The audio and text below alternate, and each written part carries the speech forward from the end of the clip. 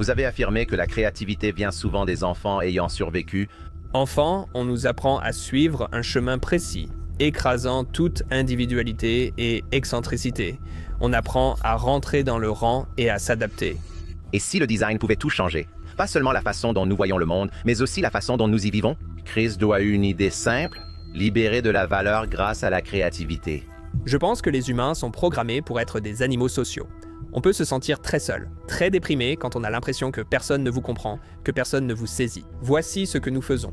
L'entrepreneuriat n'est pas pour les âmes sensibles et implique de nombreux aspects essentiels. C'est génial d'être maître de son temps, mais cela comporte de nombreux risques. Être prudent est risqué, prendre des risques sécurise. Il n'y a qu'un certain nombre de choses que vous pouvez faire pour éliminer le risque. À propos de l'entrepreneuriat, De l'enseignement du design à la création d'un empire influençant le branding et l'éducation, son travail a touché des millions, transformant l'art en impact. Mais ce n'était pas toujours évident. Il y a eu des moments de doute, des épreuves qui ont mis son objectif à l'épreuve, une quête incessante de clarté dans un monde bruyant. le prix définit le positionnement. Plus il est élevé, plus la valeur perçue l'est aussi.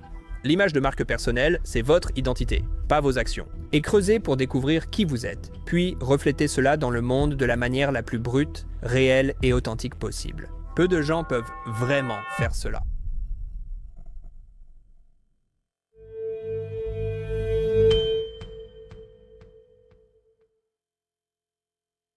Je voudrais approfondir une de vos idées pour commencer. Vous avez dit que la plupart des personnes créatives sont des enfants qui ont survécu, alors expliquez ce que cela signifie.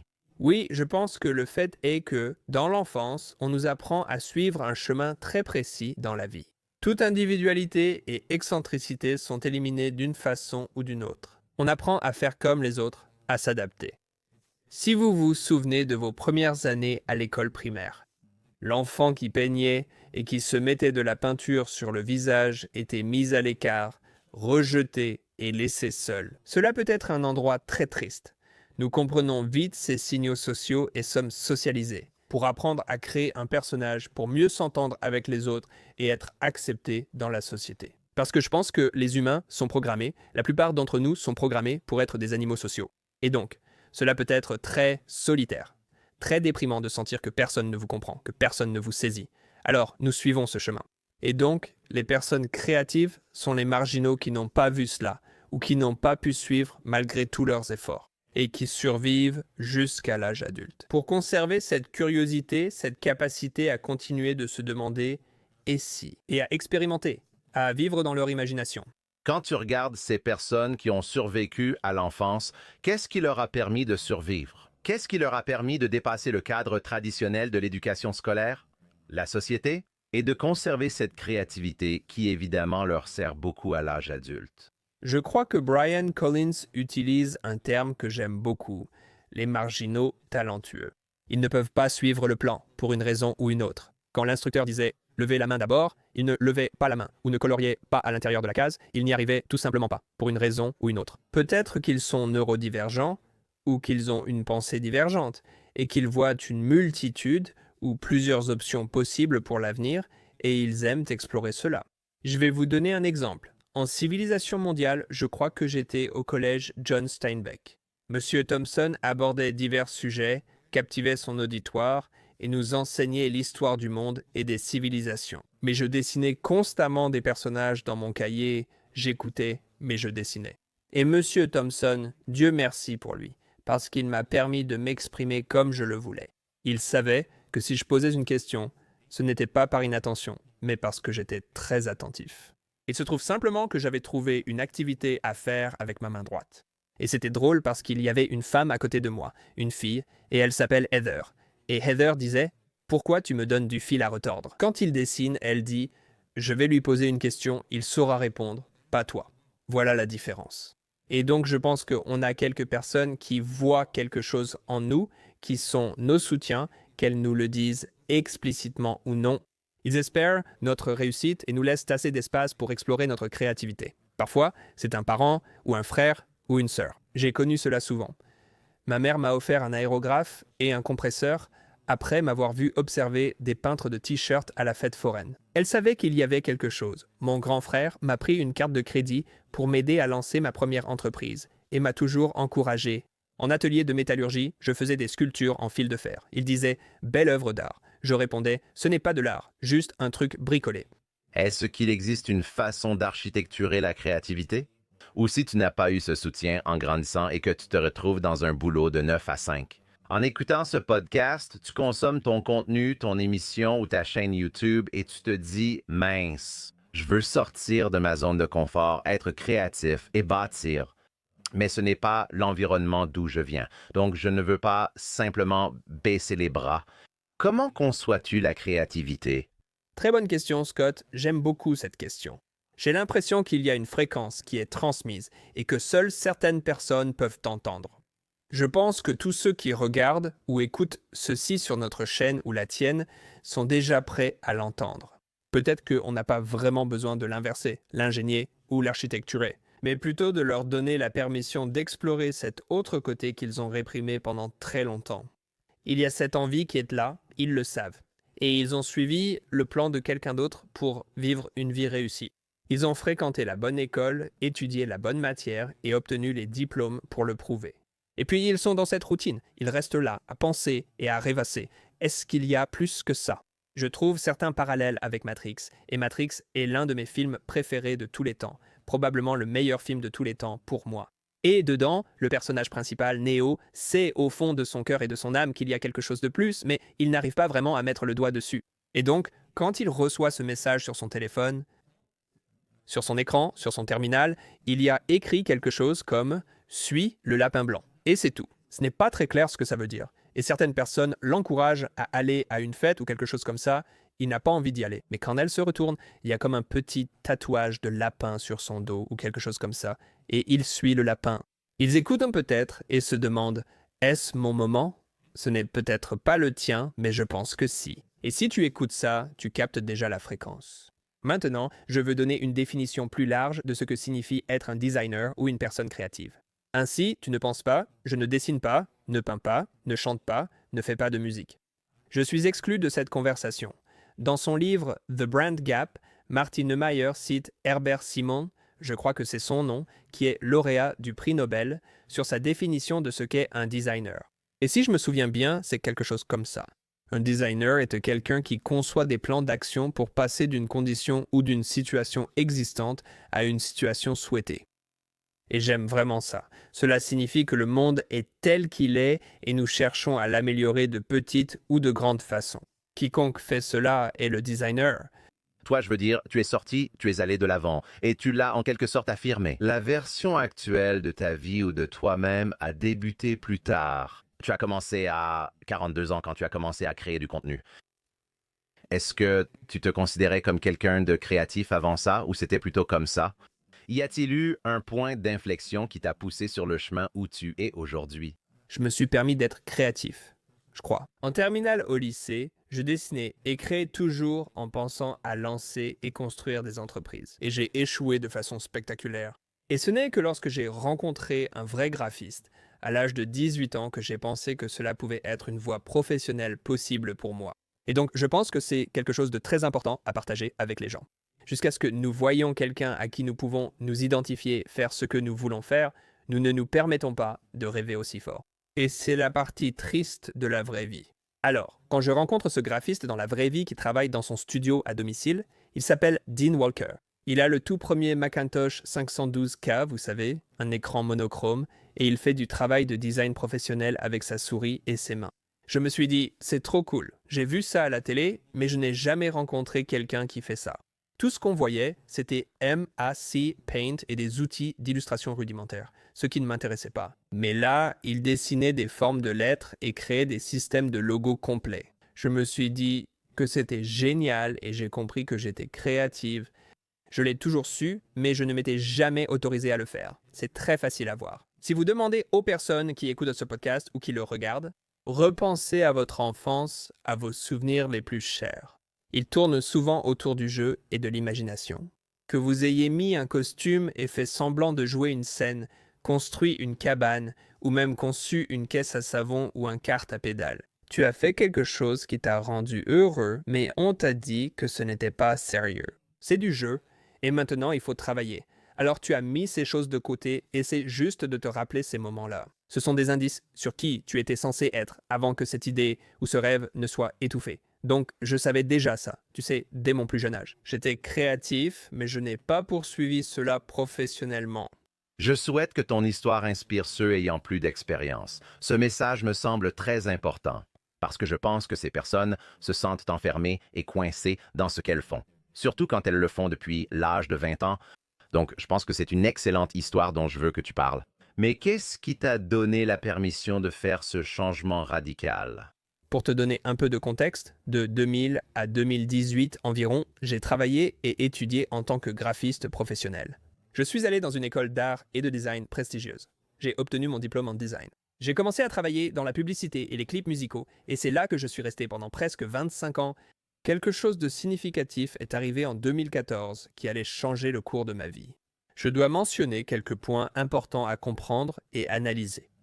Premièrement, j'ai travaillé presque sans arrêt comme entrepreneur pendant environ 20 ans.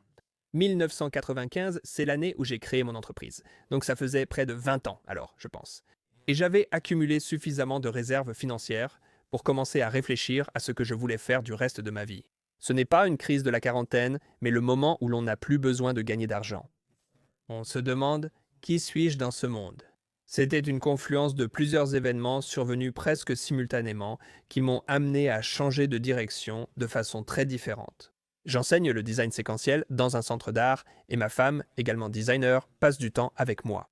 Et en classe, elle me pose en quelque sorte cette question à savoir « Je pense que tu étais destiné à faire plus et à être plus, que ton génie doit être partagé. » Avec seulement 8 étudiants à la fois, école d'art privée, petite classe, bon ratio élève, professeur. Et j'étais là, mince, comment je fais ça? Parce que je sentais que j'avais besoin de l'institution, j'avais besoin de leur processus d'inscription, j'avais besoin du programme, j'avais besoin des diplômes, j'avais besoin de toutes ces choses. Et je n'avais pas de réponse à ça.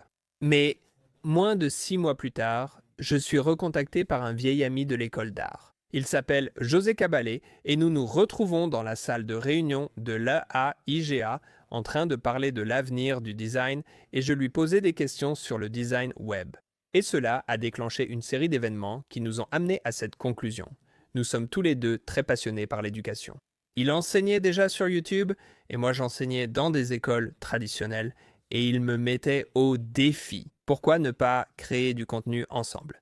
Et au début, j'ai rejeté l'idée. Je pensais que seuls les imposteurs, les bons à rien, les gens qui n'ont aucune vraie compétence allaient sur YouTube et bavardaient sur des sujets qu'ils ne connaissaient pas du tout. Car le paysage était ainsi en 2014.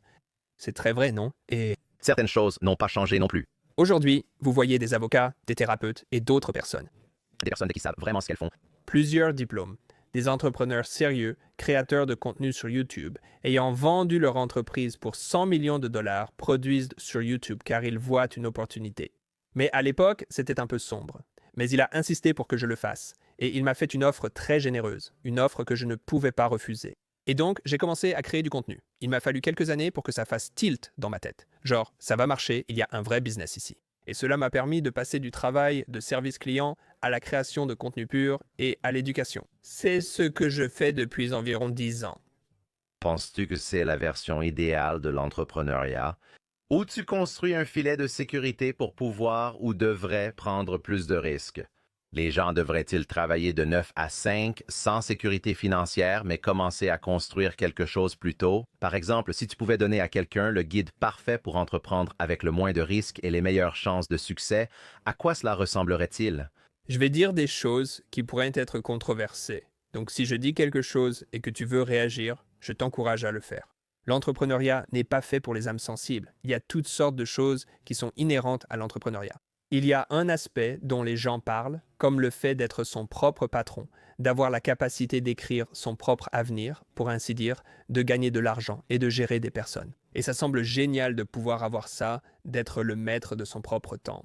Mais la réalité, c'est que c'est plein de risques et l'entrepreneuriat, c'est du risque et c'est risqué de pouvoir faire ça. Un administrateur a dit « Être prudent, c'est risqué et être risqué, c'est prudent ». Donc si tu veux choisir la voie la plus sûre, tu auras un travail très prévisible. Mais ces emplois peuvent disparaître et tu es un peu à la merci de ce que les entreprises veulent faire de ta vie. Et donc, c'est problématique, non? Ils réduisent les effectifs, ils fusionnent, ils vendent, ils entrent dans une spirale de mauvaise gestion et tu te retrouves coincé sans savoir quoi faire d'autre. Je veux que les gens sachent qu'on ne peut réduire le risque entrepreneurial qu'à un certain point, car l'entrepreneuriat récompense ceux qui prennent des risques. L'une des grandes qualités de l'Amérique est d'être une société capitaliste. Nous récompensons les gens par des brevets et de la propriété intellectuelle qu'ils peuvent déposer ou protéger. Nous leur offrons des incitations fiscales spéciales afin qu'ils puissent créer des entreprises, car ils savent qu'il y a un taux d'échec assez élevé. Et je pense que si cela vous ressemble, alors vous pourriez envisager cela. Mais je ne pense pas pouvoir vous rendre plus tolérant au risque. Les gens sont soit averses, soit tolérants au risque. Par exemple, ma femme est très averse au risque. Elle refuse de prendre des risques et recherche une vie très stable, surtout en vieillissant. Elle n'en veut pas. Et je comprends ça, mais moi, je m'épanouis dans ce genre de bain de stress et d'inconnu. Je pense que c'est le premier signe que tu es prêt pour l'entrepreneuriat. Le deuxième point, c'est de réaliser une chose. Ta vie est relativement courte. Dès le moment où tu nais, tu comptes les jours jusqu'à ta disparition. Que ce soit par des causes naturelles ou non naturelles, tu vas mourir. Et si tu prends conscience de ça, si tu n'as qu'une seule chance dans cette pièce, pourquoi ne pas jouer le jeu? La chose la plus grande et la plus audacieuse que tu puisses faire dans ta vie, pour que cela te remplisse de joie et donne un sens et un but à ta vie. Parce que je sais que personne ne se réveille un jour en se disant « Mon grand rêve, c'est de travailler de 9 à 5 pour contribuer à la richesse de quelqu'un d'autre. » Quand tu regardes les entrepreneurs débutants, tu en parles souvent et je pense que c'est l'une de tes publications les plus virales. Ça parle de tarification, de ce que tu devrais facturer et de ce que tu vaux. Je crois qu'il y avait environ 64 millions de vues sur cette publication. Le concept d'artiste fauché, de solopreneur, de sous-facturation reste un sujet brûlant. Parce que je pense que pour les entrepreneurs débutants, c'est très stressant de demander de l'argent à quelqu'un et surtout de demander beaucoup d'argent. Je pense que généralement, on tombe dans le syndrome de l'imposteur et on ne demande pas assez.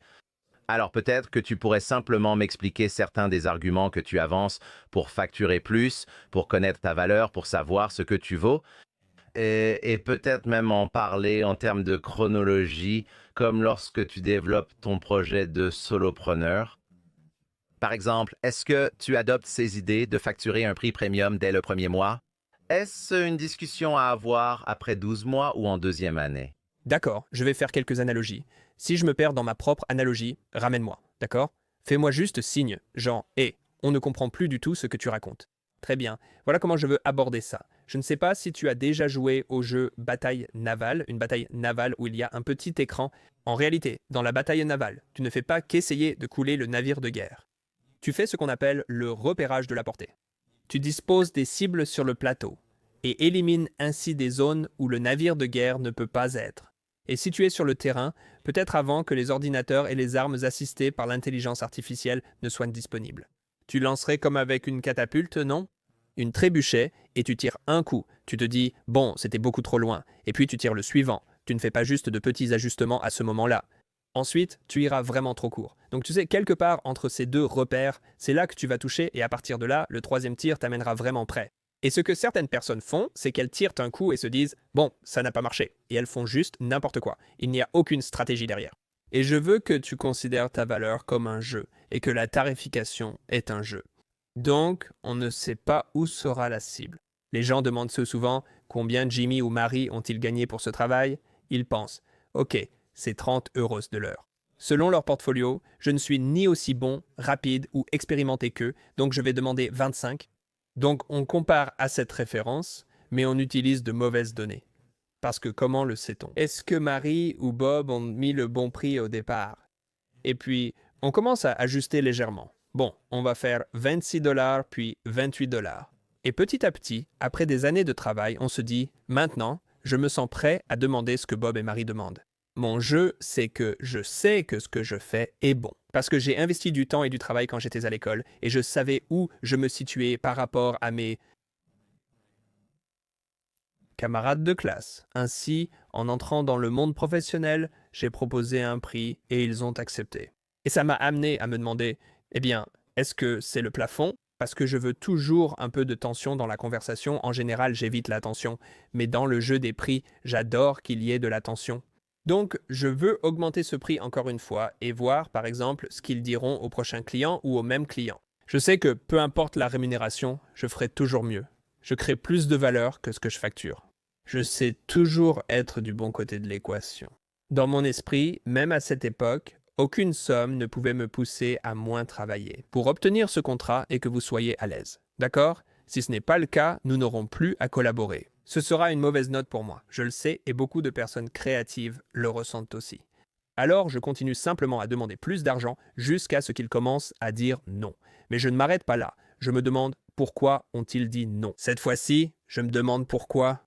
Parce que la perception de la valeur que j'ai créée dans l'esprit des prospects ou du client ne dépasse pas la douleur que cela leur coûte de me donner cet argent.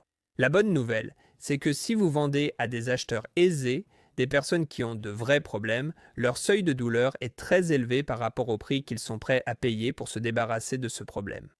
Plaçons-le dans un autre contexte.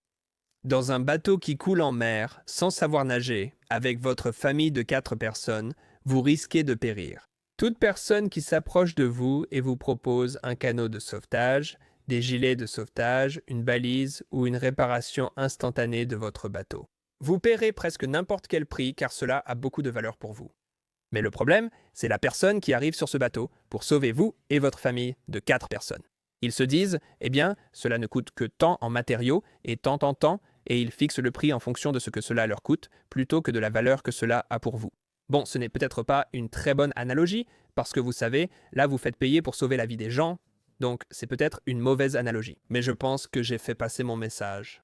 Donc ce que vous faites ensuite, c'est que vous devez comprendre que l'autre personne a un point de douleur, peut se le permettre et serait ravi de vous donner de l'argent pour régler ce problème. Nous ne voulons pas leur refuser ce processus de découverte de sa valeur. C'est pourquoi j'ai continué à jouer le jeu. Je suis passé de 250 $ par jour, 30 $ heure, à 300-400 $, puis 600-800 $. Et je commençais à avoir l'impression d'atteindre un plafond ici. Pour moi, il n'y avait pas de problème, seulement un problème à résoudre. Comment puis-je créer une valeur perçue plus grande dans ce que je fais? À qui dois-je vendre pour qu'ils voient la valeur de ce que je fais? Et je continuais à trouver plus d'acheteurs pour mon travail. Donc voici la première leçon. Le prix, c'est le positionnement. Comparer des objets similaires amène à percevoir le plus cher comme ayant plus de valeur. C'est aussi simple. Donc, si on regarde les t-shirts, les baskets, les voitures, je vais vous donner un exemple. Je suis vraiment passionné par les éditions limitées, les baskets. Je ne parle pas des Air Force One, connus de tous, mais de ces modèles étranges que personne ne semble apprécier. Mais il y en a peu fabriqués, je l'ai découvert trop tard. Mais tu reçois un texto quand elles sortent. Je ne suis pas ce type, je suis arrivé trop tard. Cette chaussure a 8 ans et je me dis, mince, je la veux vraiment. J'essaye de savoir à quel prix elle se vend et ce qu'elle vaut pour moi. Tu vois?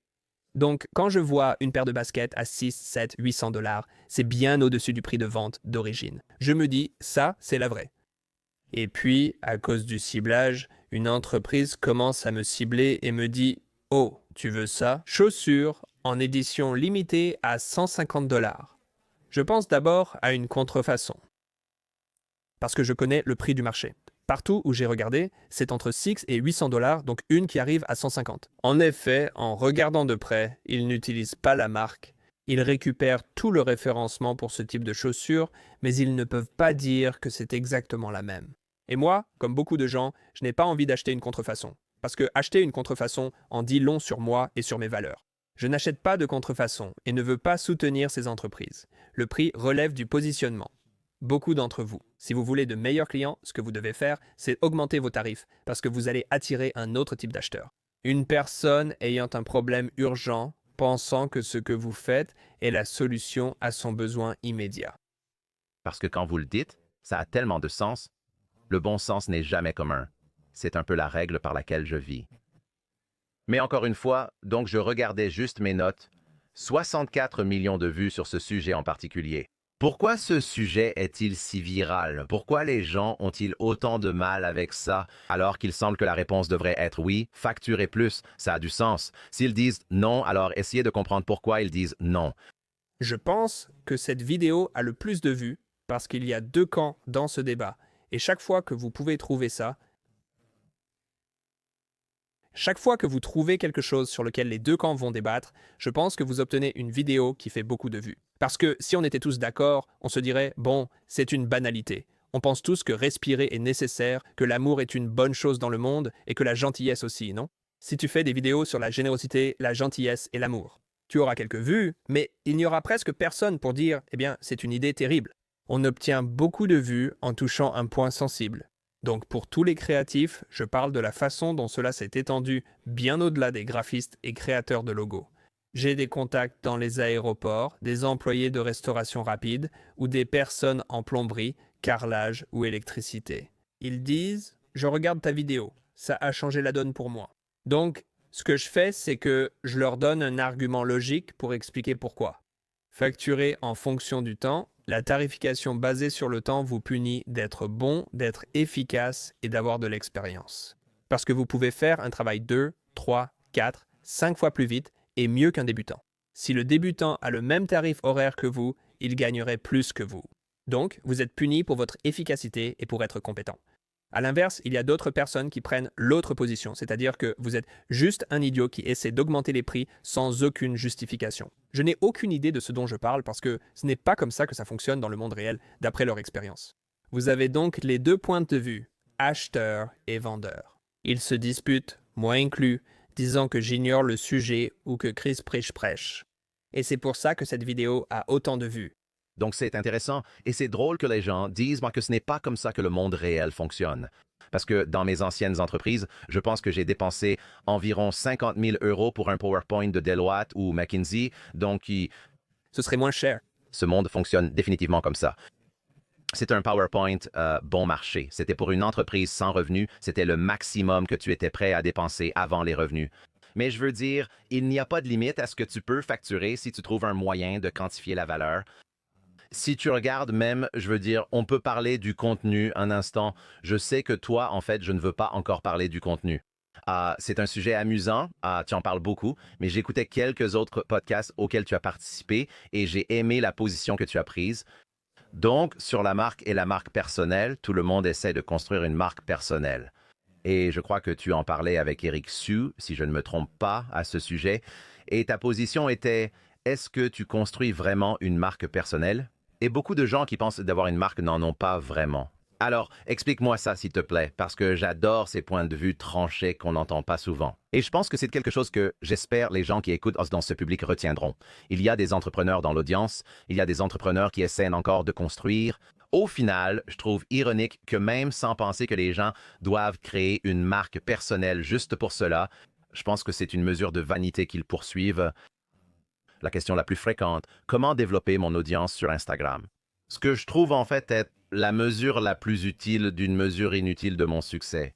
Excusez-moi, enfin, je veux dire, ça ne m'apporte en réalité aucun avantage significatif. Les téléchargements du podcast ne viennent pas d'Instagram. Je peux développer ma présence sur Instagram, mais je ne monétise pas réellement ma marque et mon audience sur cette plateforme. Donc pour moi, c'est idiot que les gens veuillent faire ça, mais je comprends que les gens essaient juste de courir après la célébrité, les abonnés ou la vanité, peu importe. Parle-moi de la marque personnelle. Il y a beaucoup à déballer ici. J'ai donc pris quelques notes ici. Je pense qu'on doit avoir une conversation animée. Attention à tous, la discussion va devenir un peu épicée. Vous pourriez vous sentir provoqué ou visé. Scott, je compte sur toi pour incarner la raison, car je suis en train de perdre la tête. Marché conclu, marché conclu. D'abord, les mots comptent. Nous devons être d'accord sur le fait que les mots comptent, et que les définitions des mots ainsi qu'une définition commune et partagée des mots comptent aussi. Sinon, n'importe qui pourrait utiliser un mot pour dire autre chose que sa vraie signification. Et quand on parle de marque, le mot marque est devenu un terme valorisé, et il est devenu tellement populaire dans la culture créative que les gens en abusent énormément. Certains créent des logos et affirment « je fais du branding ». Non, tu crées juste un logo. Je conçois un système d'identité. Non, tu es un concepteur de système d'identité. Les personnes qui peuvent légitimement prétendre faire du branding ou du design de marque sont celles qui comprennent l'ensemble de l'entreprise, la culture, la mission, la vision, la raison d'être. Comprendre ses clients, leurs désirs et leurs besoins et développer une approche complète à 360 degrés pour communiquer et partager une expérience avec eux. Cela ne semble pas concerner grand monde, mais parce qu'ils se sentent dénigrés en se qualifiant de concepteurs de logos, ils commencent à se présenter comme des experts en branding, ce qu'ils ne sont pas. Il ne s'agit pas de sous-estimer un excellent symbole. Je suis prêt à payer cher pour ceux qui créent un logo remarquable. Un logotype, un mot symbole, une combinaison ou un symbole. Parce qu'il n'y a pas beaucoup de personnes capables de créer un excellent logo. Mais il y a cette fausse idée que si vous créez un symbole ou si vous choisissez des couleurs, alors vous faites du branding, alors qu'en réalité, le branding est bien plus vaste que ça. En examinant l'expérience client liée au branding, on comprend mieux sa signification. Martin Neumeyer l'a déjà bien expliqué. Il définit la marque dans ses différents livres comme un ressenti instinctif, le ressenti instinctif d'une personne à propos d'un produit, d'un service ou d'une organisation. C'est un ressenti généré par de nombreux points de contact différents. Et cela peut venir de la façon dont on vous accueille à l'entrée, de la manière dont ils répondent à un problème de service client, jusqu'au moindre détail de l'expérience d'emballage. Apple le fait à un niveau bien supérieur à tous les autres. Si vous avez déjà acheté un produit Apple, toute l'expérience, depuis votre entrée dans le magasin jusqu'à votre départ, est différente de la plupart des expériences que vous avez eues ailleurs. Ils font cela depuis des décennies, et pourtant les autres entreprises n'arrivent toujours pas à reproduire l'expérience que l'on y vit, n'est-ce pas? Puis-je ajouter une chose à cela, juste pour comprendre à quel point Apple est minutieux dans l'ensemble de son expérience de marque. Si vous prenez n'importe quelle boîte de téléphone de chez eux, ils ont minutieusement calculé la friction de la boîte, de sorte qu'il faut un certain nombre de secondes pour que la boîte s'ouvre d'elle-même. Donc, chaque fois que vous prenez un téléphone, par exemple sur le comptoir ou autre, et que vous tenez simplement la boîte, cela prendra, je ne me souviens plus exactement combien de temps cela prend, cela peut durer 3 ou 4 secondes, mais toutes les boîtes s'ouvriront en même temps. C'est exactement la quantité de friction qu'ils ont mise entre la partie supérieure de la boîte et la partie inférieure de la boîte. Donc, l'attention portée aux détails, c'est comme un cours magistral sur la marque. Même la façon dont on tire la languette et tout le plastique part. Parce que ce sont des points de frustration pour la plupart des produits quand on les reçoit. Par exemple, il faut y glisser un couteau, il faut gratter, on finit par l'arracher avec les dents. Parfois, ça tombe tout seul et on se dit « Waouh, j'aurais pu casser ça ». Ou alors, il y a tout simplement trop de friction. Là, par exemple, je n'arrive pas à l'enlever et ça m'énerve vraiment. Le niveau de détail auquel ils prêtent attention est incroyable. C'est de cela qu'il s'agit quand on évoque l'image de marque. D'accord, donc maintenant on passe de l'image de marque à l'image de marque personnelle et il y a quelques différences ici. Donc on comprend toujours cela comme un ressenti instinctif d'une personne. Il s'agit de toute l'expérience et il existe de nombreuses définitions de l'image de marque. Par exemple, on dit que c'est ce que les autres disent de vous en votre absence, c'est votre réputation. Mais parfois, je pense que ces choses-là sont un peu trop réductrices et je préfère utiliser la définition de ceux qui passent leur vie à développer des marques. D'accord, maintenant, une marque d'entreprise diffère d'une marque personnelle car elle résulte des opinions et idées de plusieurs personnes. Elle ne représente pas vraiment une personne, elle représente toute la culture d'une entreprise. Bien qu'une seule personne l'ait lancée, elle va bien au-delà de cela aujourd'hui en termes de ce qu'elle est devenue. Steve Jobs et Steve Wozniak ont fondé Apple dans un garage à Cupertino, mais aucun n'est encore lié à l'entreprise aujourd'hui. Mais Apple possède toujours une marque très forte. Le problème, c'est qu'un groupe de rédacteurs, stratèges, directeurs artistiques, designers, juristes et ressources humaines filtrent l'expérience pour les gens.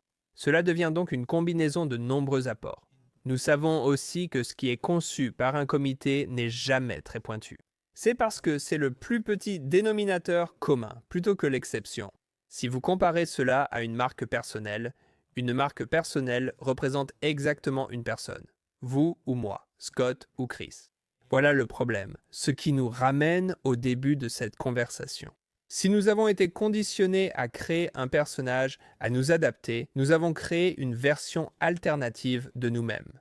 Nous avons porté ce costume si longtemps que nous avons oublié notre propre voix et point de vue. Et nous avons aussi peur que si nous disons vraiment ce que c'est, nous pensons que nous serons annulés, #annulés. Que les gens trouveront nos pensées tellement répugnantes qu'ils nous feront taire. Cela supprimera toutes nos opportunités futures de travail, clients et partenaires. J'ai écouté une émission où 2 personnes sont allées à un premier rendez-vous et elle a dit « Je ne sortirai plus jamais avec lui ». Pourquoi ? Eh bien, parce qu'il est un ancien partisan d'un certain candidat à la présidentielle. Et cela a suffi pour qu'elle dise « Tu ne m'intéresses pas ». Voilà pourquoi nous avons de bonnes raisons d'avoir peur. Donc, ce qui se passe, c'est qu'il y a beaucoup de gens qui disent avoir cette marque personnelle. Mais ce qu'ils montrent n'est pas le reflet de leur véritable identité. Ils ne sont pas vraiment authentiques. Ils arrangent ou sélectionnent soigneusement tout ce qui les entoure dans leur vie. Par exemple, ils vont dans un bel hôtel et disent « Voilà ma vie ». Ils louent une voiture et disent « Voilà ma voiture ». Ils engagent des mannequins et disent « Voilà avec qui je sors ». Tu vois, tout est fabriqué et artificiel. C'est un type de marque personnelle. L'autre type de marque personnelle que je ne soutiens pas non plus, c'est celle que les gens utilisent pour attirer des clients. D'accord, donc ils voient mais la marque personnelle comme du marketing et de la publicité. Pour parler de ce qu'ils font, des types d'avantages, de caractéristiques ou de résultats qu'ils peuvent créer pour les autres. Encore une fois, rien de tout cela ne concerne qui vous êtes en tant que personne. Donc pour moi, et je pense que je fais partie d'une minorité dans ce monde quand je parle de marque personnelle, la marque personnelle n'est pas ce que vous faites, c'est qui vous êtes. Et creusez pour découvrir qui vous êtes et refléter cela dans le monde de la manière la plus brute, réelle et authentique possible. Peu de personnes peuvent vraiment faire cela. Je n'arrive pas à adhérer à la première option, je ne peux pas m'y résoudre. Louer des voitures ou engager des mannequins pour faire semblant d'être leur petit ami, ou louer un jet privé et prétendre qu'ils en sont propriétaires. Franchement, c'est juste ridicule. Pour le deuxième cas, je comprends ce qu'ils essaient d'accomplir. Ils essaient de créer une entreprise et ils ne le font pas de manière malveillante. Ils essaient juste de comprendre. D'accord. Comment puis-je utiliser mon expérience et mes connaissances pour vendre un produit ou un service pour lequel je suis pleinement qualifié? J'ai l'impression qu'exprimer mes opinions politiques ne ferait que me nuire. Ça n'apportera rien de positif au final. Donc, concentrons-nous sur cette deuxième personne parce que je pense qu'il y a beaucoup plus à dire. J'espère qu'il y a plus d'auditeurs comme cette deuxième personne que de gens louant des mannequins sur Instagram. La personne vise un objectif commercial avec son contenu et en parle sans trop montrer sa personnalité. Quels conseils leur donnerais-tu? Je ne pense pas qu'ils agissent mal, mais qu'ils craignent pour leurs revenus et ignorent comment faire autrement. Analysons cela. J'ai cité des exemples extrêmes comme la fausse personnalité, mais concrètement, cela concerne aussi l'utilisation de filtres sur le visage. Tu sais, il n'y a qu'un seul coin de la maison qui a l'air impeccable, et tout le reste ressemble à un vrai taudis, n'est-ce pas? Et donc, on fait ces choses-là, on sélectionne tout le temps, et c'est naturel pour nous d'en faire un peu. On peut même dire que c'est totalement faux, non? Maintenant, voilà le problème. En entreprise, on utilise le marketing, la publicité et les relations publiques pour attirer de nouveaux clients, mais ce n'est pas du personal branding.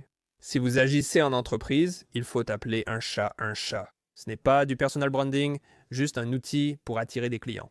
Voilà pourquoi les entreprises évitent la politique ou les opinions tranchées pour rester neutres. Elles impliquent les ressources humaines, la stratégie, la rédaction et le juridique pour définir comment attirer plus de clients. Mais personne ne se réveille en disant « Oh, j'adore cette entité d'entreprise sans visage ». Ils peuvent aimer leurs produits ou la façon dont cela les fait se sentir, c'est vrai. Malheureusement, dans la plupart de ces maisons de couture, la personne qui a créé ou fondé la marque à l'origine n'est plus du tout liée à celle-ci. Ils ont été exclus de leur entreprise. Aujourd'hui, plus aucun membre de la famille Gucci n'est vraiment lié à Gucci. Si tu crois le film, non? Maintenant, voici ce qui se passe. Les entreprises cherchent à être plus personnelles. Mon ami Yo Santosa dit que les gens aiment une personnalité, pas une entreprise. Elles essaient donc de se comporter comme une personne.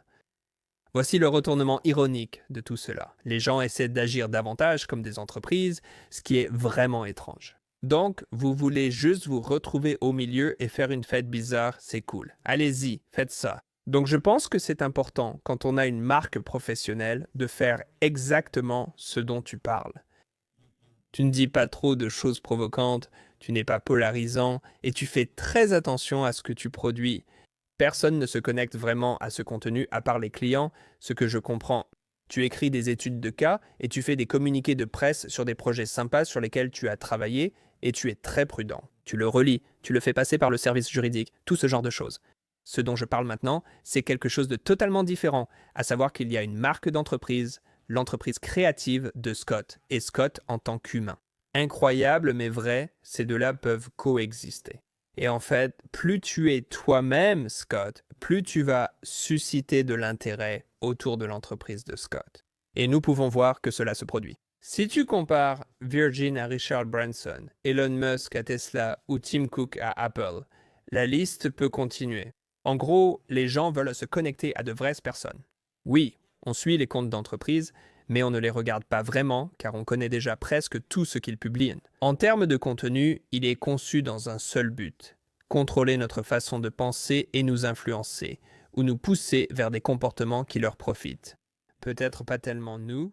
En voyant ce que tu as construit, la plupart diraient que tu as créé une marque personnelle. Selon la définition classique ou selon la définition que la majorité des gens donneraient d'une marque personnelle, avant d'écouter ce podcast, ils entendent juste ton explication. Te considères-tu comme ayant construit une marque personnelle? Si oui, pourquoi? Sinon, pourquoi? Et je vais te le dire franchement. Donc au début ou à l'aube des réseaux sociaux, je ne comprenais pas vraiment les réseaux sociaux. Donc nous créions des choses pour ma société de design de service, Blind.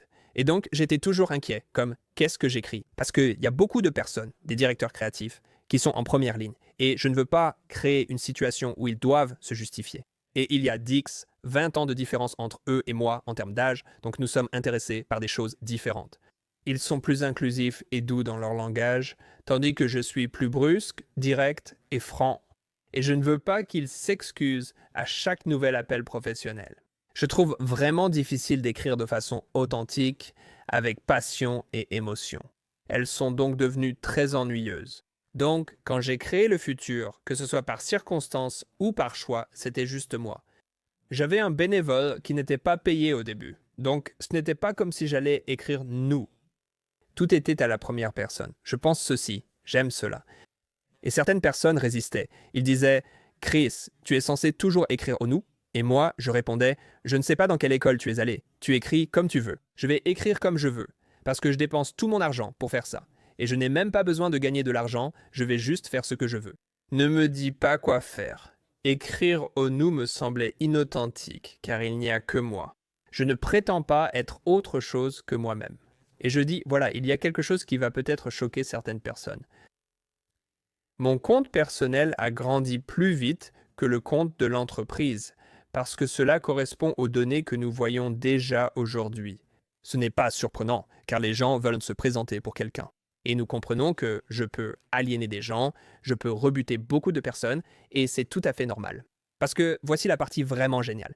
Plus tu es fort en étant la personne que tu es censé être dans ce monde, plus tu es fort. Cela sert de filtre pour attirer les bonnes personnes et repousser les mauvaises. Nous comprenons cela. Donc, nous parlions de certaines personnalités politiques avant de passer à l'antenne.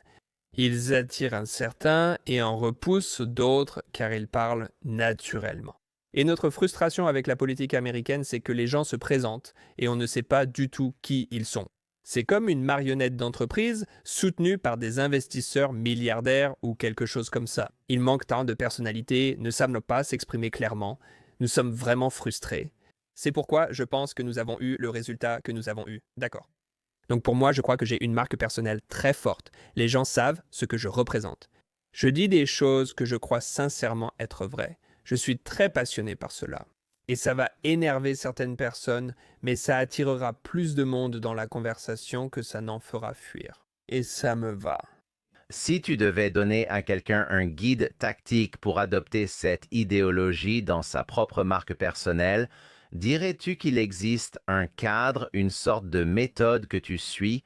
20% sur ma famille, 80% sur mon entreprise. Je suis sûr que tu as réfléchi à ça parce qu'il peut y avoir une surexposition de tes opinions. Pour quelqu'un qui veut commencer, quel est le mode d'emploi? J'ai trouvé une méthode précise qui a fonctionné pour moi et pourrait aussi leur convenir. D'accord, au début, si tu ne parles que de toi, à moins d'être une marque de lifestyle, personne ne va s'y intéresser. Personne ne se souciera de ta vie, ton histoire ou ton passé. La première étape, peut-être parmi d'autres, est d'apporter beaucoup de valeur aux personnes que tu veux servir. Alors, trouve un client qui est passionné par quelque chose et qui a un problème que tu aimerais l'aider à résoudre. Ce n'est pas de la publicité. Je viens simplement aider les gens. Au départ, c'était du contenu design. Je me suis dit que j'allais t'aider à apprendre la typographie, la conception de logos et le design d'entreprise. Cool, mais je me suis un peu lassé de ça. Je me suis dit, je veux faire quelque chose de différent. Quand j'ai découvert ça, j'ai vu que les gens étaient vraiment avides d'informations et d'idées sur le business. Même si je n'avais aucun produit à proposer à ce public, j'ai simplement créé du contenu pour cette communauté. Par la suite, j'ai trouvé des produits car on me demandait souvent si j'avais quelque chose sur X, Y ou Z. Les gens demandent dès maintenant si tu proposes un cours ou un cahier d'exercice sur le personal branding car ils aiment ton point de vue. Donc, d'abord, tu sers le public dans la communauté. Maintenant, voilà le truc. Quand tu enseignes, tu apportes vraiment de la valeur en avance.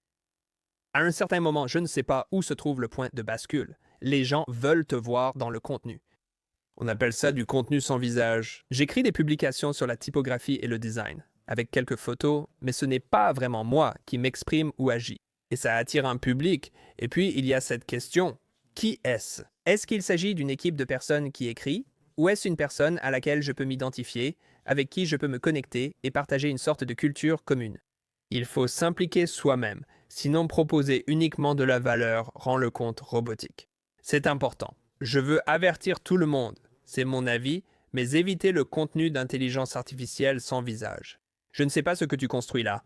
Tu prends juste des raccourcis, non?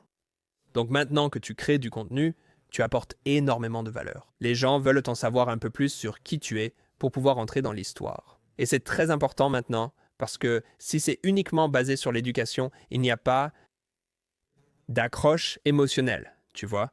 Personne ne va vraiment s'intéresser à ce contenu. Ils verront mon visage, mes lunettes, mon chapeau, ou entendront ma voix et penseront « Tiens, je ressens une connexion. Cette fréquence me correspond et on est un peu en phase.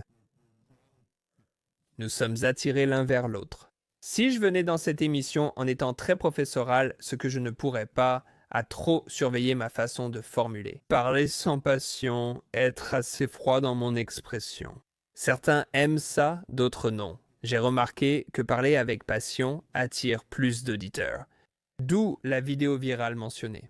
Une chose que je trouve être un excellent exercice, c'est de regarder ton créateur préféré et d'observer son contenu, et le contenu vidéo est parfait pour ça. Et va sur leur chaîne YouTube, regarde leurs vidéos les plus anciennes et observe à quel point ils étaient robotiques par rapport à ce qu'ils sont aujourd'hui. Et tu peux voir que, écoute, être à l'aise pour s'exposer et être à l'aise pour avoir des points de vue tranchés et des opinions. Ce n'est pas quelque chose que j'attendrais de quelqu'un dès le premier jour. Je ne pense pas que ce soit facile à dire, c'est très difficile à faire. Je pense que si tu te lances dans l'arène et t'entraînes assez, tu commences à réaliser que te montrer tel que tu es, authentiquement, devant la caméra ou dans tes publications, tes tweets, tes stories Instagram ou peu importe, ça devient une seconde nature. Je pense qu'il existe une boucle de rétroaction positive avec forcément du négatif. Cela peut aussi servir de baromètre pour savoir si tu agis correctement. Mais une boucle de rétroaction positive l'emportera sur le négatif. Dans presque toutes les situations que j'ai vues, je veux dire, même les marques personnelles les plus franches, c'est souvent un bénéfice pour leur objectif que vous les aimiez ou non. S'ils continuent, c'est qu'ils sont toujours en ligne. J'ai une dernière question sur la marque personnelle, car nous n'avons pas pu aborder beaucoup de contenu aujourd'hui. On pourrait faire ça dans un autre épisode, mais juste une dernière question parce que je suis content qu'on ait abordé ce sujet. Tu as un look très spécifique et je suis sûr que c'est en partie réfléchi. Je sais que Seth Godin porte des lunettes et toi aussi. Quel est ce facteur dans la marque personnelle? Parce que je ne connais pas beaucoup de gens qui développent leur marque personnelle à ce niveau-là. Est-ce intentionnel ou juste par hasard? Je veux dire 2 ou 3 choses. Tu sais qui est Mark Manson? Bien sûr, oui. D'accord. Il a écrit le livre L'art subtil de s'en foutre. C'est ça. Je le suis et il a dit quelque chose que j'ai trouvé vraiment bien. Il dit, tu vois, pour faire partie du 1% et réussir comme eux, il dit qu'il faut être anticonformiste. Répéter ce que disent les autres n'apporte rien au dialogue, non? Nous comprenons. Mais n'importe qui peut affirmer que la Lune est en fromage ou l'océan rose et se dire anticonformiste. Nous comprenons. Il y va. L'astuce est d'être un anticonformiste juste. Je ne dis pas des choses pour être controversé ou pour diviser, j'ai simplement des idées qui vont souvent à l'encontre des croyances populaires. Je débat avec les gens car je suis très convaincu de cela. Je me dis que si j'entends un meilleur argument de l'autre côté, j'adopterai leur point de vue. Mais la plupart du temps, ça ne se passe pas comme ça. Donc je vais dire des choses qui vont un peu choquer les gens et les gens vont dire « Oh, je n'y avais jamais pensé comme ça ». Donc là, je sais que c'est un contenu sur lequel je peux insister davantage. Et la façon dont je parle du personal branding est assez contraire à la manière dont, je pense, 99% des personnes qui se disent experts en personal branding en parlent. Ils évoquent marketing, publicité et création de tunnels de vente pour développer votre entreprise, ce qui ne me dérange pas. Je ne pense tout simplement pas que ce soit du personal branding. Ça, c'est tout droit issu du monde de l'entreprise et on s'inspire des choses qu'on connaît le mieux. Je comprends cette partie. Maintenant, je veux aborder la seconde, l'aspect esthétique, étant designer. C'est-à-dire que je concevais des mises en page, des intérieurs, de la signalétique, tout ce genre de choses. Je suis ce type de designer obsédé par de nombreuses choses, dont la mode à laquelle je fais désormais très attention. Dans ma vie précédente, je faisais des publicités et des clips musicaux. En concevant des personnages pour un film d'animation, on commence par créer des formes et des silhouettes avant le personnage lui-même. Si vous regardez Kung Fu Panda, c'est l'un des meilleurs exemples. Il y a Po, qui est rond et jovial parce que c'est le panda attachant, et on a un peu l'impression que c'est Jack Black sous forme de panda. Il y a Mant, il y a Serpent, et il y a Shifu, qui est, je ne sais pas exactement ce qu'il est, mais il est petit. Et puis, il y a l'orang-outan, je crois, qui est comme... Ils ont tous des formes différentes, donc quand tu éteins les lumières et qu'il ne reste que leur silhouette, tu peux les distinguer. Je conçois actuellement mon propre personnage. Donc, si on est tous complètement nus, on a des formes légèrement différentes, mais dans l'ensemble, on reste humain. Ce qui est intéressant, c'est que dans la mode, Alexander McQueen l'a dit. Le regretté Alexander McQueen a dit « Si vous voulez créer dans la mode, changez la silhouette. Vous changez la silhouette, vous changez tout. » Je vois maintenant deux parallèles. Quand vous concevez des personnages pour des films d'animation, vous regardez la silhouette. Et quand on crée de la mode, on change la silhouette. Donc c'est vraiment important. Alors je me dis, d'accord, je suis un designer, je vais me concevoir moi-même. Je vais concevoir mon apparence pour représenter qui je suis dans ce monde. Pour ne pas être simplement dans un sac en papier brun. D'accord? Donc voici l'emballage de Chris. Et donc il y a certains bijoux que je porte maintenant, ou des lunettes originales qui sont des pièces fortes et qui apportent vraiment ce genre de choses. Je ne sais pas ce que fait ce gars, mais il est sûrement créatif ou artistique. Et ça a été vraiment intéressant comme expérience, alors que je me présente et que je deviens plus audacieux dans la façon dont je me montre, dans mon apparence. Les gens supposent automatiquement que je suis un créateur de mode, et c'est assez fou parce que c'est justement vers ça que je me dirige, parce que je veux créer ma propre ligne de vêtements. Et c'est fou de voir qu'on peut transmettre un message à quelqu'un sans utiliser de mots. Des personnes âgées aux jeunes, jusqu'aux gens dans les avions. Dans les restaurants et cafés, on me dit souvent « Tu as un look intéressant, tu dois être créateur de mode. » C'est fou. Donc ce que je transmets aux autres, ils le reçoivent. Et c'est vraiment important pour moi. Donc ce que je veux communiquer, c'est que je suis quelqu'un de très pointilleux sur certaines choses. Mais il y a autre chose à noter ici. Dans le C2 même, il ne faut surtout pas se fondre dans la masse. Démarquez-vous par votre point de vue et ce que vous proposez. Votre manière d'enseigner, de parler, de créer du contenu et aussi de vous distinguer physiquement. Maintenant, le fait que je m'habille et que j'ai un certain look est très intentionnel parce que je suis un gars vraiment maladroit socialement. Je ne sais pas quoi faire aux soirées quand je ne connais personne. Je me sens toujours comme « Oh, qu'est-ce que je fais ici ?» Je prépare ma sortie. Scott, combien de temps dois-je rester à l'événement pour qu'on considère que j'y suis allé? Je suis pareil, non? Mais oui, je comprends totalement, ouais. Si tu t'habilles d'une certaine façon, as les cheveux violets ou portes des chaussures flashy, une cravate bizarre ou une robe originale. En entrant ici, tu attires l'attention, alors qu'autour, tout le monde se ressemble. Canard, canard, canard, canard. Il y a une oie. Je vais lui parler, elle a peut-être une perspective intéressante. Alors je compte sur cette garde-robe, ce look ou cette silhouette, pour aider à inviter les gens à venir me parler, mais aussi pour que les gens puissent me reconnaître dans la rue. J'adore parler aux gens, mais ils ont peur de me répondre.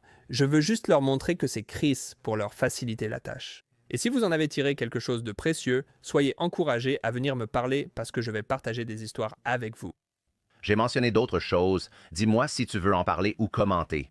J'ai mentionné l'utilisation des commentaires négatifs comme baromètre d'une marque personnelle réussie. C'était une idée dont je ne me souviens plus très bien. Je pense qu'on a couvert à peu près tout le reste concernant la marque.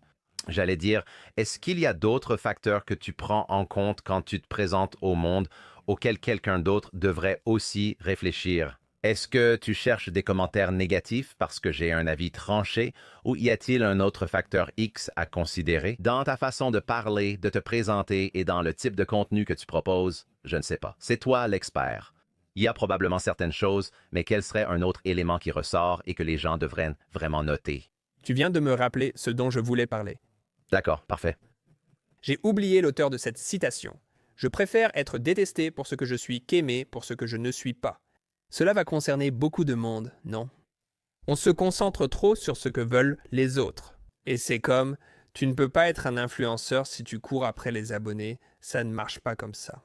Et je vais te donner un exemple parfait, d'accord? Les gens vont faire des commentaires bizarres du genre « Oh, ce type est un connard, regarde comment il s'habille. Oh, habille-toi selon ton âge. Je suis là, genre habille-toi selon ton âge. » J'ai 52 ans, si tu veux t'habiller comme un grand-père, porter ton pantalon très haut et des costumes mal ajustés, fais comme tu veux.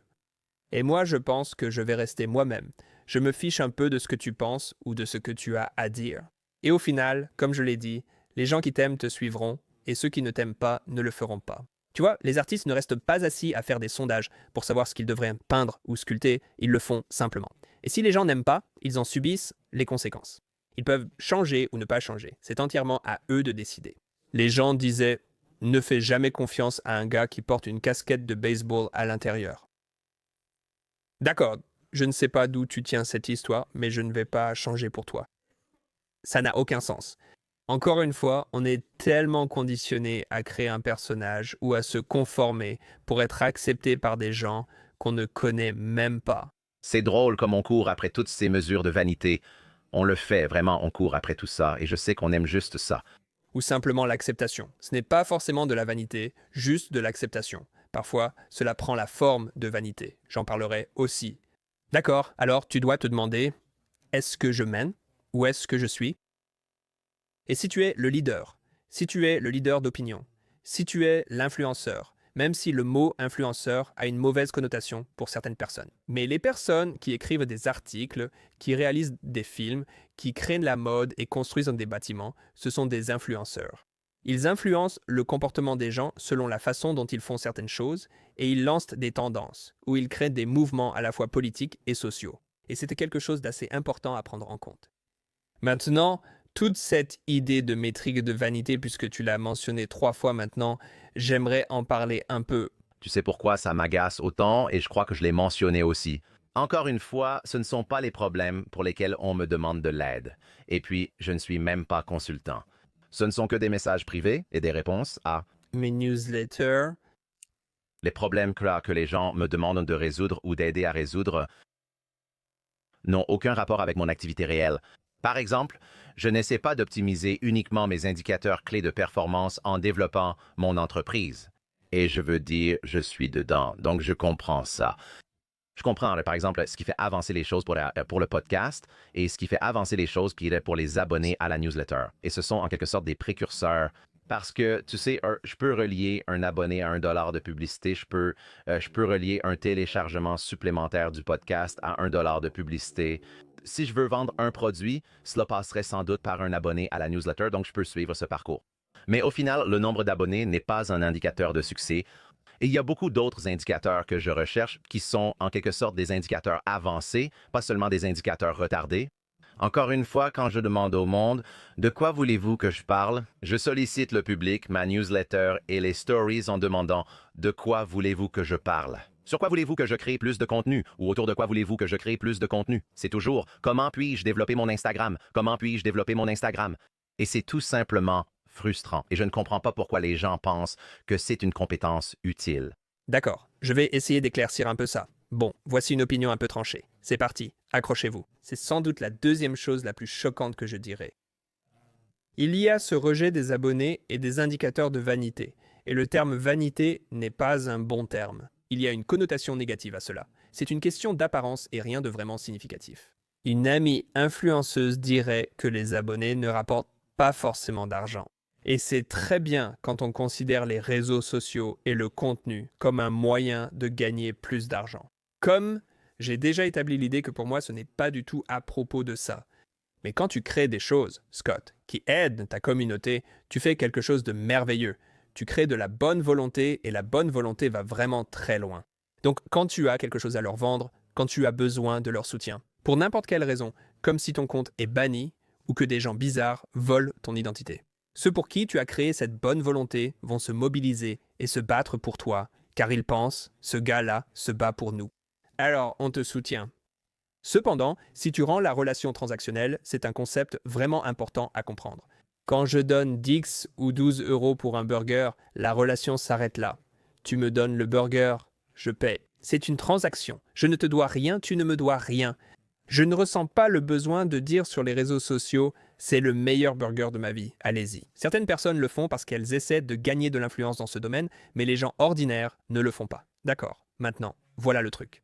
Et c'est en quelque sorte un changement intéressant dans la façon dont les gens perçoivent les choses. Il y a quelque chose qu'on appelle la preuve sociale. Et la preuve sociale est très précieuse. Et certaines personnes changent maintenant d'état d'esprit en pensant que les réseaux sociaux sont devenus le nouveau curriculum vitae.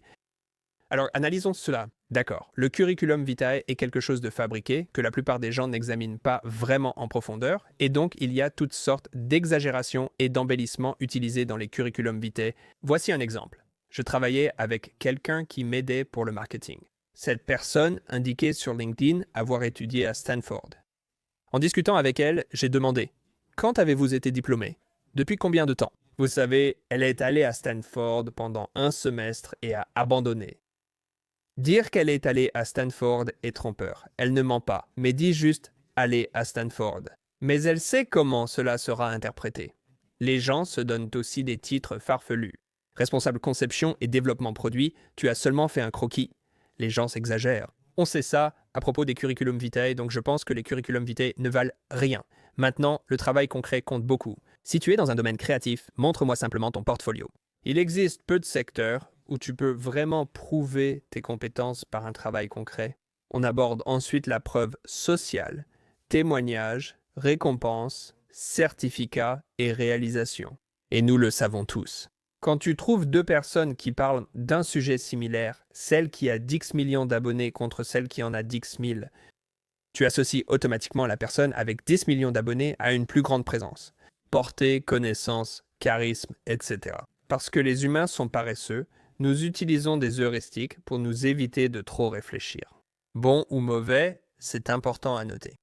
Je vais dire ceci et c'est là que je suis prêt à défendre ma position coûte que coûte. Sur ce point, tout ce que tu fais, Scott, tout ce que ton public fait, a des bénéfices exponentiels.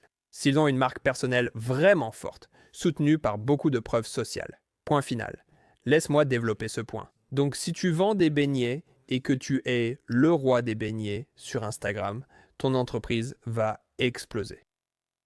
Si tu es un professionnel de l'informatique qui aide les gens à gérer la cybersécurité et que tu es le plus grand expert, ou un créateur de contenu prolifique sur la cybersécurité, les correctifs et les choses que les gens doivent quoi faire, ton entreprise de sécurité informatique va exploser dans le bon sens. Et donc toi, ce que les gens ne comprennent pas, c'est, et ça se prouve encore et encore. Les personnes qui ont une tribu et une communauté solide peuvent rendre des produits de base simples et banals extrêmement précieux. Donc, tu prends Ryan Reynolds avec Aviation, tu prends The Rock avec Terramana, et tu prends toutes ces personnes. Ou même auparavant, Logan Paul, et j'oublie le nom de l'autre gars, donc il fait la promotion. Prime. Et Prime est devenu comme la marque de boissons énergisantes à la croissance la plus rapide au monde grâce à l'association qu'ils peuvent créer. J'obtiens de bien meilleures opportunités et tarifs pour des conférences et des créneaux de prise de parole. Pas parce que je suis un meilleur orateur. Ce n'est pas parce que j'ai écrit un best-seller ou été mentionné dans Fast Company, Inc. Magazine ou Entrepreneur Magazine. C'est principalement parce que j'ai une grande audience sur les réseaux sociaux. Donc, l'audience sur les réseaux sociaux est la nouvelle monnaie du 21e siècle. Et ça va bouleverser les gens parce qu'ils vont dire « Non, ce n'est pas vrai, Chris. » Ils vont me contredire. Pour eux, tout ça, c'est de la vanité. Grâce à mon audience sur les réseaux sociaux, j'obtiens actuellement de meilleurs contrats pour mes livres. Je négocie un contrat avec un éditeur grâce à mon audience sur les réseaux sociaux, ce qui me permet d'obtenir de meilleurs sponsors ou contrats de marque. Des gens vont m'ouvrir des portes dont j'ignorais même l'existence. Oubliez le fait que j'essaie moi-même d'ouvrir la porte. Et on t'invite à des réunions et des événements et on t'amène dans la pièce où tout se passe, comme le dit Hamilton. On t'amène dans la pièce où il y a des gens présents, des personnes que tu as admirées toute ta vie à cause de l'autorité perçue que tu as, à cause de ta notoriété sur les réseaux sociaux. Je viens juste de rentrer d'un voyage en Irlande, une retraite professionnelle avec 20 autres personnes très accomplies. Et la première chose qu'ils disent quand on me présente, c'est « Chris, tu as combien d'abonnés déjà ?» Pas que tu as gagné un Emmy, ou que tu as travaillé sur ce compte, ou que tu as développé ton entreprise jusqu'à X ou Y millions de dollars. Ils demandent juste combien d'abonnés tu as déjà. Comme tu dis, ils te poursuivent sans arrêt. Scott demande « Comment je fais pour développer mon compte Instagram ?» Parce que, instinctivement, ils savent aussi quelque chose que tu as peut-être accepté ou pas encore, c'est qu'au 21e siècle, l'économie de l'attention, c'est l'économie. Je vais te dire deux choses. KSI est son partenaire commercial. Je viens de vérifier. Bien, quelqu'un fait des recherches, c'est un fait. Vérifier, je ne suis pas non plus en désaccord avec toi. Je pense que ma frustration ne vient pas du fait que, oui, cette notoriété m'a donné des opportunités incroyables et m'a permis de monter sur des scènes auxquelles je n'aurais jamais eu accès sans cette notoriété. Je suis frustré que certains privilégient la création d'audience au lieu de bâtir une entreprise rentable dès le départ. Trouver un produit qui correspond au marché, puis est l'entrepreneuriat traditionnel. Ils croient qu'il suffit de bâtir une audience, contrairement à ce qu'a affirmé ton ami. Ils croient qu'en créant une audience, ils gagneront de l'argent. Et c'est précisément ce que je combats. J'essaye de dire, je sais que ce public est entrepreneurial, je ne connais pas les ambitions ni la situation financière de chaque personne qui me suit. Si vous lancez une entreprise, focalisez-vous d'abord sur les bases du business et la résolution d'un vrai problème pour les gens. Et ensuite, une audience rendra simplement cela un peu plus facile. Mais accumuler des abonnés sans vraie raison ni logique ne va vraiment pas résoudre ce que vous essayez d'accomplir. Je pense que c'est probablement une meilleure façon de le dire. C'est pour ça que je suis frustré. Qui sont ces deux idées ensemble, d'accord? Si vous essayez de diriger une entreprise et que vous êtes entrepreneur, vous devez vous concentrer sur les fondamentaux. Le marketing, les ventes, le service client, ce genre de choses, la livraison du produit. C'est essentiel pour jouer à ce jeu. Donc, une fois que vous avez mis de l'ordre dans votre entreprise ou en parallèle, vous pouvez développer votre marque personnelle de façon à ce que ces deux aspects s'entraident. Voici l'exemple. Si vous êtes une personne sans expérience, sans accomplissement, et que vous essayez de dire « j'ai fait des choses », où sont les preuves? Sur les réseaux sociaux, on me critique en disant « où sont les preuves? Tu n'as rien fait, tu ne sais pas de quoi tu parles. » Moi, je suis là. D'accord, j'ai des preuves. Tu veux les voir? Ou tu préfères juste faire l'autruche? Et toi, tu ne sais pas de quoi tu parles, non? Moi, j'avais les preuves. Alors les gens me disent « Chris, tu n'aurais pas pu lancer ou créer une communauté aussi grande si tu n'avais pas cette entreprise. » Ça confirme ce que tu dis, il y a du vrai là-dedans. Désormais, au contraire, j'ai pu développer ma communauté sur les réseaux sociaux jusqu'à sa taille actuelle. Quel que soit le secteur choisi, cela sera toujours ma motivation. Je vais te donner un exemple. Je participe actuellement à la conférence Reframe destinée aux comptables. Il y a plein de sponsors qui sont assis le long du mur pour soutenir cet événement. Il y a donc un gars qui travaille dans le développement d'applications. Lui et toute sa famille ont beaucoup de succès, plusieurs introductions en bourse parmi ses frères et sœurs. Il dit « Chris, c'est très facile d'obtenir de l'argent si tu veux du capital risque. » Je lui dis « Vraiment ?» Il répond « Oui. » La plupart des entrepreneurs reçoivent du capital risque. Ils créent un produit, puis ils dépensent toute leur énergie à essayer de se constituer un public pour que quelqu'un utilise leurs produits et leurs outils. Il dit « Tu as déjà ça. Je vais t'aider à obtenir du capital risque. » Après avoir créé ton produit, il y aura une forte attente ou un engouement autour de lui. Tu dis juste à ta communauté « Je développe ce produit pour vous. J'ai résolu le problème qui, selon moi, va rendre votre vie plus facile ou meilleure. » Et grâce à cela, une personne qui n'a jamais lancé d'application ou de produit numérique comme celui-ci a non seulement accès. La conversation se passe avec moi et un autre entrepreneur prospère qui affirme pouvoir obtenir votre capital. Je peux m'associer avec vous pour construire cela. Nous savons que ça va réussir. Ensuite, nous pouvons organiser une guerre d'enchères pour un second tour, comme une levée de fonds série B. Ceci repose presque entièrement sur ma communauté sur les réseaux sociaux et la bonne volonté générée. On ne parle pas de Blind, l'entreprise à laquelle j'ai consacré 2 fois plus de temps. Aujourd'hui, presque personne n'en parle. Donc, je veux équilibrer ces deux choses, n'est-ce pas? C'est absurde de devenir coach de vie à 17 ans, tu n'as pas assez d'expérience. Ou prétendre avoir fait X conversions, ou être expert en vente sans rien accomplir. Tu es un gamin dans une chambre, il y a peut-être un peu d'agisme, je comprends. Si tu es expérimenté et compétent, c'est le moment de créer du contenu. Et Scott, je comprends ta frustration, parce que les gens ont des trous dans le navire. Bouchons ces trous rapidement. Ils consacrent 10 à 20% de leur énergie à leur marque personnelle, car ces aspects s'aident mutuellement. Si tu as construit une marque et que tu as bâti une audience, excuse-moi, les créateurs devraient-ils Nous pouvons adopter une vision généralisée de cette idée, évidemment. Nous pouvons argumenter dans les deux sens. Les créateurs doivent-ils créer leur entreprise ou utiliser leur audience pour investir dans des startups ou petites entreprises adaptées à leur public? Avatar, selon toi, dans la plupart des cas, quelle est la meilleure utilisation de leur audience? Quelle est l'option la plus avantageuse? Oui, il faut vraiment faire attention ici. Cette bonne volonté que tu as bâtie. La confiance se construit difficilement, se perd facilement et se regagne difficilement. D'accord. Donc, en règle générale, je ne fais pas la promotion et je n'utilise pas mon audience pour quoi que ce soit que je n'aime pas personnellement, que je n'utilise pas ou dont je ne suis pas passionné. Sinon, j'ai vraiment un problème. Parce que je deviens un vendeur pour les produits des autres et j'utilise la confiance des gens juste pour gagner de l'argent rapidement. On peut le faire, mais ce n'est pas mon jeu.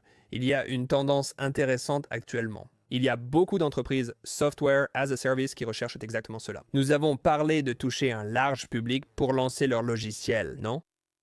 Donc ce qu'ils font maintenant, c'est que j'ai 2 accords de ce type, des accords en action, où j'aide à promouvoir un produit que j'aime et que j'utilise, que nous utilisons auprès de notre communauté, de notre public, et j'apporte de la valeur en leur proposant de meilleures offres en échange de parts dans ces entreprises.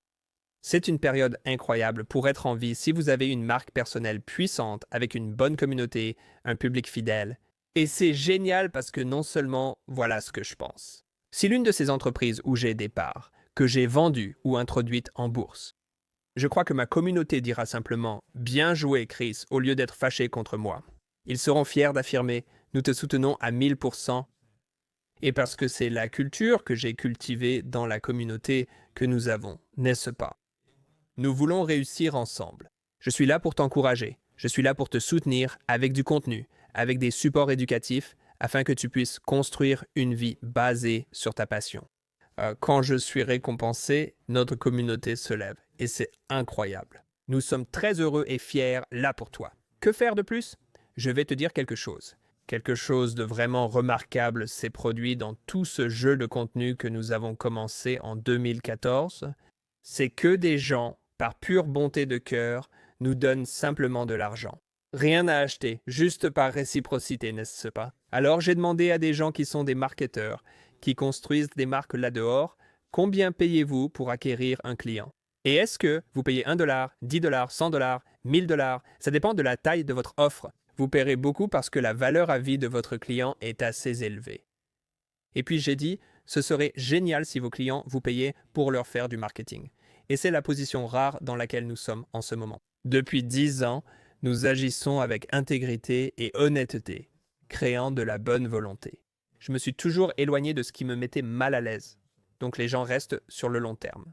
Si tu construis une audience et que tu ne veux pas accepter de mauvais partenariats tout de suite, tu veux juste... Tu veux rester intègre avec ton audience et tu veux monétiser cette audience d'une certaine manière parce que tu es vraiment déterminé à devenir créateur à plein temps. Selon toi, quelle est la manière la plus intègre de monétiser une audience? Quand tu débutes et que tu n'as pas encore un grand nombre de personnes à qui vendre ou que tu n'as pas encore un énorme capital confiance, comment tu fais pour monétiser ton audience quand tu commences? La façon dont je vais répondre à cette question, c'est de retarder la demande ou la monétisation aussi longtemps que possible. Ainsi, si la création de contenu est ta principale source de revenus, tu ne pourras pas le faire. Je vais donc te soutenir dans « Construisons d'abord une entreprise », car cela t'offre plus de marge de manœuvre. Et ce qui se passe, c'est qu'il y a cette idée d'équité karmique, tu vois? Plus je fais le bien dans le monde, plus je fais un dépôt dans la banque d'équité. Cela génère des intérêts composés, surtout avec régularité.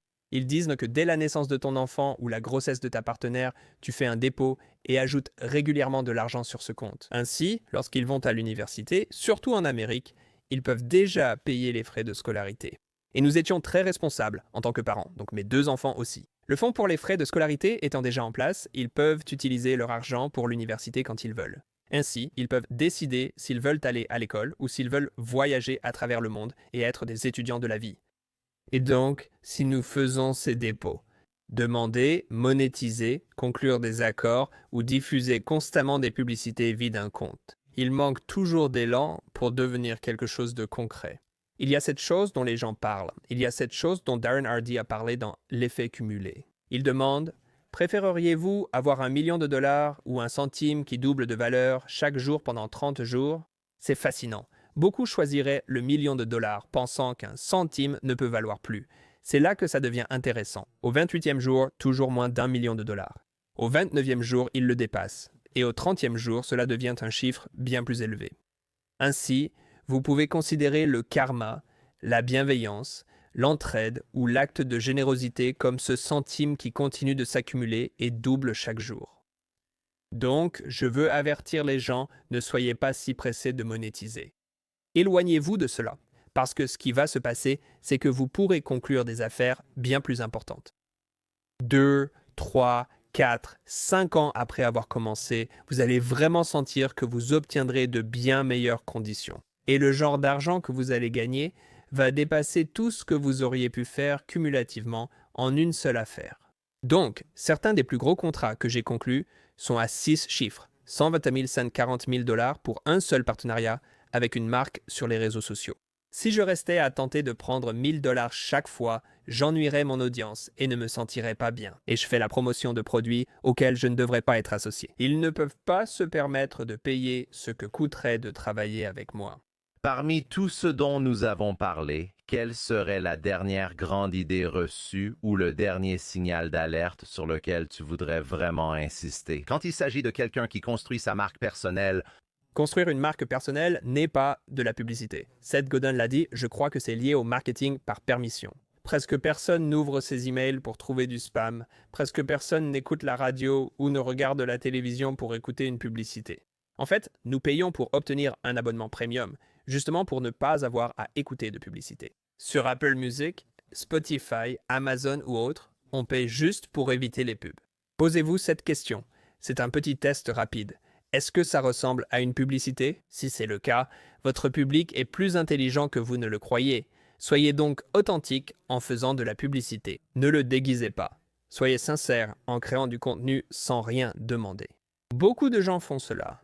Je le vois partout sur les réseaux sociaux comme LinkedIn, Twitter, Instagram ou YouTube. C'est une publicité avec une valeur emballée de façon très négligée. Et ce qui se passe, c'est que ça rebute les gens.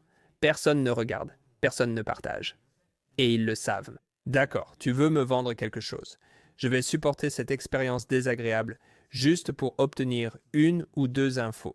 Ce qu'ils ressentent est plutôt négatif, pas positif. Je ne sais pas combien de webinaires tu as suivis, mais ceux qui semblent être réussis suivent une formule très spécifique. Promets 3 choses. Prends une éternité pour les livrer et attends la toute fin pour les donner. Pendant que tu leur fais ton pitch, toutes les 10 ou 15 minutes, c'est assez pénible. d'ailleurs, je dirais que les webinaires, ce que j'apprécie vraiment, sont ceux qui vont tellement en profondeur et qui enseignent tellement de choses que ça me pousse vraiment à agir.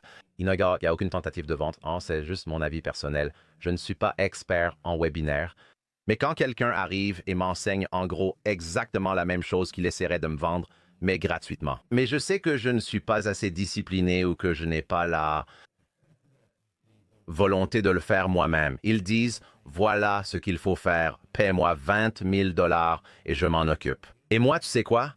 Oui, parce que tu m'as déjà dit exactement ce que tu allais faire et tu n'as pas essayé de me vendre quoi que ce soit. Et maintenant, je crois que tu peux le faire.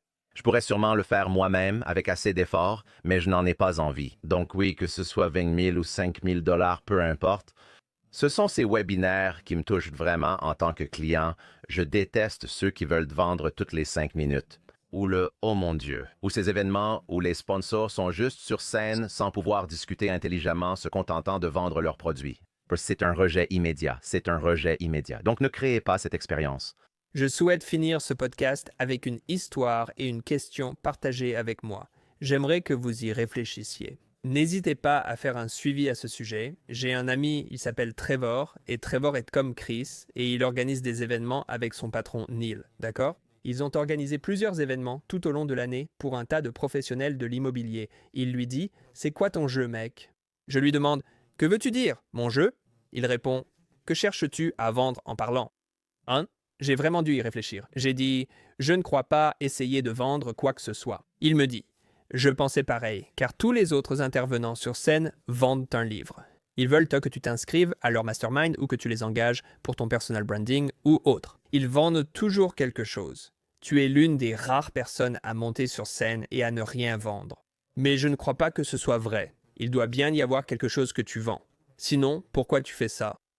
C'est assez simple. La première raison, c'est que je le fais pour vous honorer, vous tous. Puisque vous m'avez choisi pour parler, je souhaite vous apporter de la valeur et ainsi valider votre décision. C'était une bonne décision.